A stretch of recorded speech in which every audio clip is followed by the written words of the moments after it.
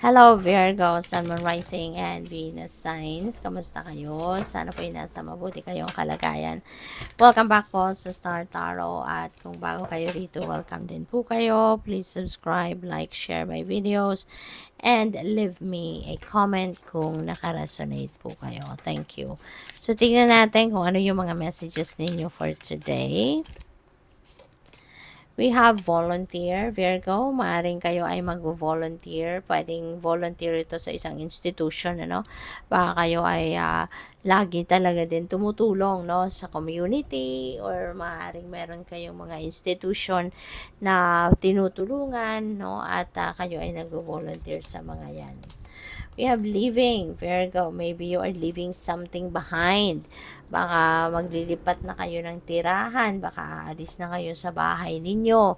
At maglilipat kayo ng tirahan. Pwedeng maglilipat ng trabaho ang iba sa inyo or career. Baka merong mga career change na gagawin ng iba sa inyo rito, kaya iiwanan mo na yung dati mong karera.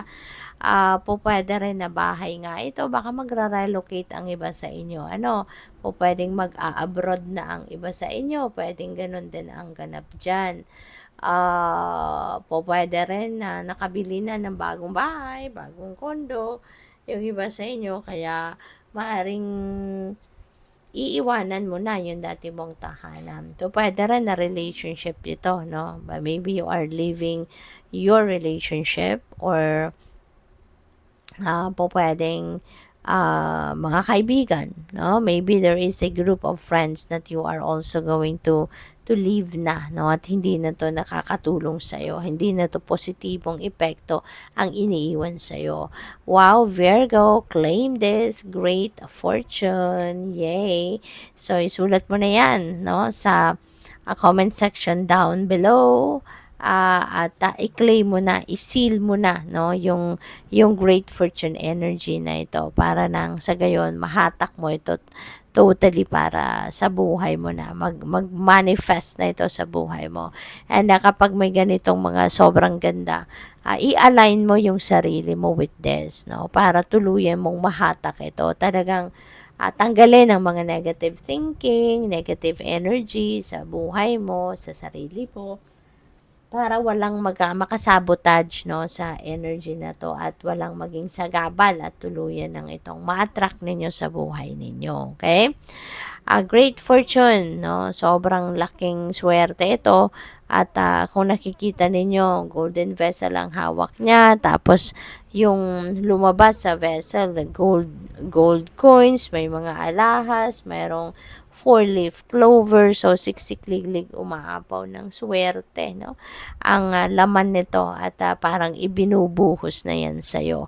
So, maybe you will be showered with fortune, no? Kaya, buksan mo na yung inyong mga kamay, ang inyong sarili, at para maghanda ka para dito sa swerteng ito.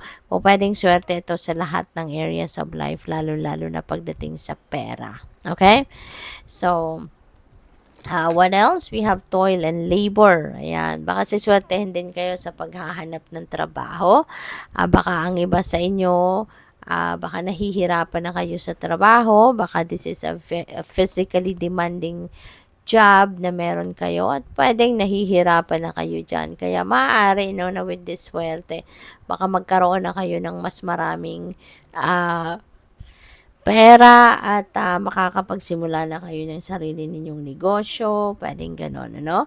Or pwede rin naman na yung trabaho ninyong makukuha sa ngayon kung kayo yung nag-a-apply ng trabaho. This could be something, no, na yun ang talagang interest ninyo. Yun talaga yung gusto ninyong klaseng ng trabaho na gusto ninyong magkaroon, no? So, pwedeng ganon din. What else? We have despair. Ang iba sa inyo rito, baka ito ang nararamdaman. Baka naghahanap ng trabaho at baka kayo ay, ang iba sa inyo nawawalan na ng pag-asa, no? Siguro, dahil baka hindi ninyo nahahanap yung trabahong gusto ninyo. O pwedeng ganun din ang ganap dyan. Baka choosy ang iba sa inyo or talagang mahirap na maghanap ng trabaho. Pero meron tayong great fortune eh.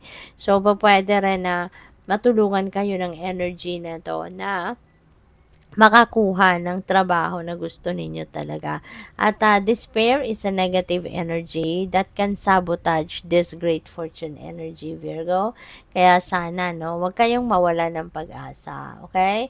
Kasi kapag nawawalan kayo ng pag-asa, hindi na lalapit sa inyo yung swerte, hindi na lalapit sa inyo yung opportunity. 'Di ba? Kasi this is negative. Negative attracts negative.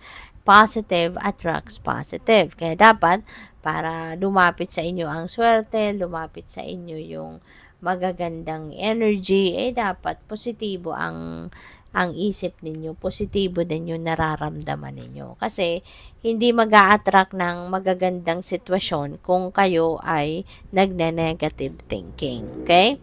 So, what else? We have judication. Ayan. Ang iba siguro sa inyo dito, Virgo, baka merong sitwasyon sa relasyon ninyo, mag-asawa, at po pwedeng kayo ay nagkukonsulta ngayon sa judge, sa lawyer, or other professionals na maaaring makatulong sa inyong magdesisyon kung kayo nga ay, kasi po pwedeng meron ditong divorce or annulment na iniisip kayo or kung i-consider ninyong i-apply, no, sa korte.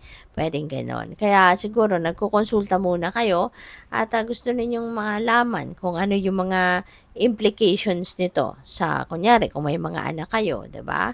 Or sa lahat, 'di ba? Anong implication nito? Ano magiging epekto nito sa mga property ninyo, yung mga ganon. Okay? So, what else? We have house. Baka ang iba siguro sa inyo rito, baka kayo ay magkakaroon na ng bagong bahay. Since we have great fortune, you would have enough money siguro to buy a new house or to buy your dream house, o pwedeng ganon. Pwede rin na yung bahay na to, maaaring ito yung paghahatian, no, ng mag-asawa. Pwedeng ganun din, no, kung merong maghihiwalay. But Virgo, this is not going to resonate with everyone, ha? So, just take as it resonates. Kung hindi sumasakto sa inyong sitwasyon, ang mga mensahe dito or ang ilang mga mensahe, wag ninyong kunin, wag ninyong ipilit, no, sa inyong sitwasyon, kasi ibig sabihin yan, hindi yan para sa'yo. Alright? So, kung ano lang yung nafe-feel ninyong sakto sa inyong sitwasyon, yun lang ang kunin ninyo. Ang hindi, leave it for someone else. Kasi reading for the collective ito, hindi ito one-on-one reading. Kaya hindi lahat ng mensaheng maririnig ninyo rito ay para sa iyo. Okay? At kung gusto rin ninyo, you can also watch your reading for your moon sign, for your rising sign, or for your Venus sign. At maaari din na makaresonate kayo doon, no, sa mga mensahe na lalabas doon. Thank you. So, support. Ayan. So, maybe you are supporting someone, mayroong humihingi ng tulong sa'yo, tutulungan mo yan. Or pwede rin na kayo ito, no, nangangailangan ng tulong ng iba in any way, shape, or form. Okay? So, good luck sa'yo. Thank you for watching. Love and light. Namaste.